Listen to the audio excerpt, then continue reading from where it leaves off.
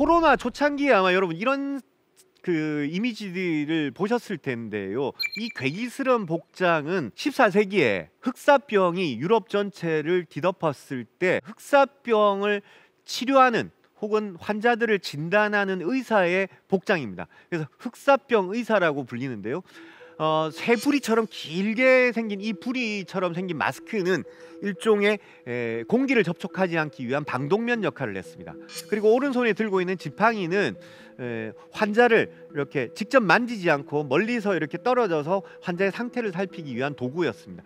흑사병 의사의 모습이 이렇게 괴기스럽게 그려져 있습니다. 당시에 굉장히 암울했던 상황을 보여주는데요. 이 흑사병은 순식간에 유럽 전체로 퍼지면서 당시 유럽 인구의 3분의 1에 해당하는 2,500만 명에서 3,000만 명이나 되는 사망자를 냈습니다. 우리가 코로나를 겪으면서 이렇게 의학기술이 발달해 있는 상황에서도 코로나가 무섭게 느껴지는데 당시 중세 유럽에서 흑사병은 얼마나 무서웠겠습니까? 그러다 보니까 사람들은 공포에 질렸고 공포에 질린 사람들은 뭔가 위안을 찾을 수 있는 거리가 필요했습니다. 그런데 증류주는 여러분 40도 50도 되는 증류주는 불을 붙이면 파란 불꽃이 일어납니다. 당시 유럽 사람들은 이 파란 불꽃이 뭔가 신령한 기운 혹은 인간을 치유해 줄 수 있는 특별한 힘이 있는 존재다라고 믿었습니다. 그래서 유럽 사람들 사이에서는 증류주를 마시면 이 흑사병을 피할 수 있다라는 낭설이 퍼지면서 증류주 산업이 엄청나게 성장하게 됩니다. 그래서 와인을 증류시킨 브랜드나 맥주를 증류시킨 위스키 같은 술이 오늘날 유럽을 대표하는 술이 되고 엄청나게 성장할 수 있었던 것은 아이러니하게도 흑사병과 관련이 있다라는 점입니다. 자, 그 다음에 대항해 시대를 가능하게 해줬던 것도 술의 도움이 컸습니다. 사실 이 중세 유럽에 그러니까 1400년대에서 1500년대에 6개월씩 바다에서 이렇게 항해를 하려 그러면 가장 중요한 건 먹는 거죠. 먹는 건데 정말 먹을 게 없었습니다. 먹을 거 해봐야 이제 아주 그냥 벽돌처럼 딱딱한 빵, 그리고 이 소금에 아주 짜게 절인 생선이나 돼지고기 이런 것들이었는데 벽돌처럼 딱딱한 빵과 소금에 절인 아주 짠 생선을 그나마 맛있게 먹게 해줄 수 있었던 것이 바로 와인이었습니다. 이렇게 이제 배 밑바닥에 나무통에 채운 와인을 가득 실어서 항해를 했던 거죠. 근데 이렇게 하면요, 배의 밑바닥을 이렇게 무거운 술통으로 채우면 배의 무게 중심을 아래로 가져가기 때문에 일종의 평행수 역할도 했습니다. 그리고 나중에 올 때는 술을 다 먹고 빈통으로 올 때는 여기에 이제 그런 정복지에서 약탈한 다양한 화물들을 싣고 오겠다라는 그런 계산이었는데, 문제는 이 와인이 약 15도 내외의 알코올 도수를 갖고 있기 때문에 장기 항해를 하다 보면 와인도 쉬어버리거나 상해버립니다. 그래서 장기 항해를 위해서 이 와인을 좀 오래 보관할 수 있는 방법이 뭐가 있을까? 그래서 이제 유럽 사람들이 개발해낸 방법 중에 하나가 알코올 도수가 약 15도인 와인에 이 와인을 증류시켜서 만든 증류주인 브랜디를 조금 섞으면 어떨까? 그래서 브랜디를 조금 섞었더니 약 22도 정도의 와인이 됐습니다. 이런 와인을 주정 강화 와인이라고 합니다. 뭐 마데이라나 세리주나 이런 술들을 말하는데요. 22도가 되니까 와인이 썩지 않는 겁니다. 왜 그러냐면요, 20도, 알코올 도수가 20도가 넘어가면요, 술을 발효시키는 효모균뿐만 아니라 모든 균들이 사실은 사멸합니다. 그래서 주정 강화 와인은 대항해 시대 때 장기 항해를 하는 선원들에게 유일한 즐거움이었고, 물 대신 그들의 갈증을 풀 수 있는 그런 음식이었다라는 거. 그래서 대항해 시대에는 와인이 정말 중요한 항해 도구였다라는 거 기억하셨으면 좋겠습니다. 그리고 굉장히 희한한 술입니다. 이 술을 좋아했던 화가나 문학가들의 이름을 제가 한번 불러드리겠습니다. 고흐, 보들레르, 랭보, 마티스, 모파상, 고갱, 모네, 드가, 피카소, 해밍웨이, 오스카 와일드 당대에 유명했던 모든 화가나 예술가들이 좋아했던 술이 바로 이 녹색의 매혹적인 술입니다. 그런데 이 술의 별명이 녹색의 요정 혹은 녹색의 악마라고 합니다. 이 술이 바로 압생트라는 술인데요. 이 압생트라는 술은 향숙이라는 독특한 재료를 넣어가지고 증류시킨 술인데 알코올 도수가 무려 70도에 이르렀다고 합니다. 그래서 그냥 마시지는 못하고 물을 타서 마시는데 이 압생트는 아주 독특하게 그냥 증류됐을 때는 아주 초록색의 투명한 빛깔인데 물을 섞을수록 아주 탁한 하얀색으로 변해갑니다.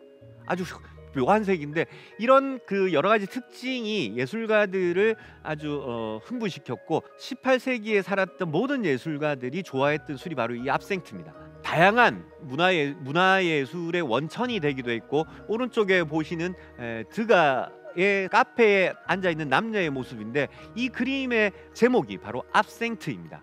그리고 여성의 앞에 놓여있는 아주 하얀색의 액체가 바로 녹색의 압생트에 물을 탔을 때 변하는 모습을 그림에서 보여주는데요. 남자의 모습도 그렇고 여자의 모습도 그렇고 사실은 눈에 초점도 흐려져 있고 취한 듯한 모습인데 이게 바로 당시 18세기 유럽의 시대상을 압생트에 취한 시대상을 보여줬는데 압생트를 왜 이렇게 예술가들이 좋아했냐면요.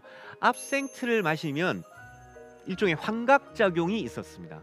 그래서 고우도 그렇고 많은 예술가들이 압생트를 마시면서 일종의 약간 환각 상태에서 작품 활동에 몰입할 수 있었던 거죠. 근데 예술가들은 그랬는데 일반 시민들은 이렇게 독한 압생트를 마시고 정말 상상도 할 수 없는 극악한 범죄를 저질렀습니다. 그래서 프랑스에서는 1919년에 압생트를 제조도 판매도 하지 못하도록 금지시킵니다. 압생트에는 사람의 정신을 흐리게 만드는 마약 성분이 있다라는 이유로 금지시켰는데요. 흥미로운 것은 현대에 와가지고 기술이 발달해가지고 보니까 압생트에는 사실은 그런 성분이 없더라는 겁니다. 그래서 유럽 연합은 1981년 이 압생트의 생산을 다시 허락하기에 이릅니다. 자, 술과 떼놓을 수 없는 또 하나의 역사적인 사실은 바로 금지의 역사입니다. 술은 정말 전 세계 여러 곳에서 오랫동안 금지를 합니다. 술의 금지의 역사 중에 가장 대표적인 게 바로 미국에서 발령됐던 금주법이죠. 미국에서는 이제 이 술 없는 미국을 만들자라는 뜻에서 금주법을 발효하고 이 금주법을 발효하면서 미국 전역에서 술이 없어졌는데 근데 금주법을 발효한 미국은 어떻게 됐을까요?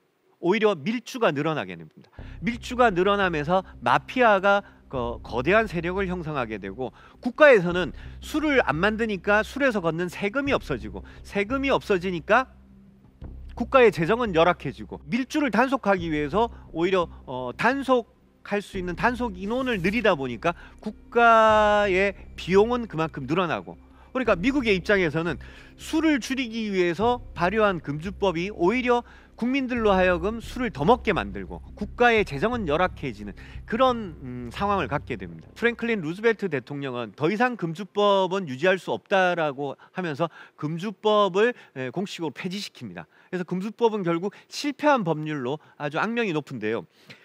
미국뿐만 아니라 사실은 우리나라에서도 굉장히 금주법의 역사는 깁니다. 삼국사기에 따르면 이미 백제 시대부터 먹을 수 있는 곡물을 자꾸 술을 만드니까 술을 못 만들게 해야 된다는 금주령을 내립니다. 조선 시대에도 아주 여러 차례 금주령을 내리지만 이렇게 금주령을 여러 차례 내린 이유가 뭘까요? 바로 음식을 만들어야 될 곡물을 술로 너무 많이 만들어 먹다 보니까 심각한 식량 부족 사태를 가져옵니다. 그래서 술을 만들지 못하도록 동서고금을 막론하고 금주법이 계속 이어지게 됩니다.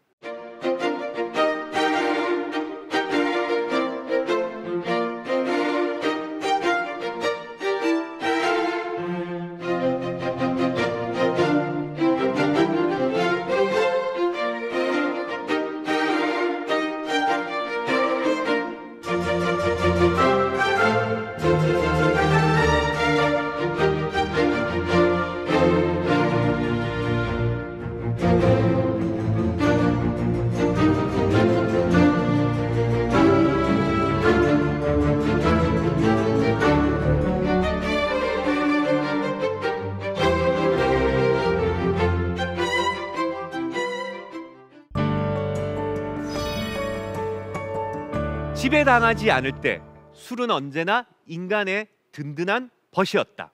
술의 역사를 정리하면서 제가 가장 놀라웠던 점은 술을 향한 인간의 집념이었습니다. 인간은 어떤 상황에서든 무엇으로든 그리고 어떻게든 술을 만들었고 술을 즐겼습니다. 인간은 술을 통해 위안을 얻고 행복을 느끼고 다양한 문화를 창조했습니다. 다만 이 모든 긍정적인 측면은 인간이 술을 지배할 때만 가능했습니다. 술에 지배당할 때 술은 인간에게 가장 무서운 적으로 돌변할 수 있습니다. 술을 즐기시되 절대 술에 지배당하지 마시길 당부드립니다. 지금까지 대한민국 최고의 강연 최강1교시 박상현이었습니다. 감사합니다.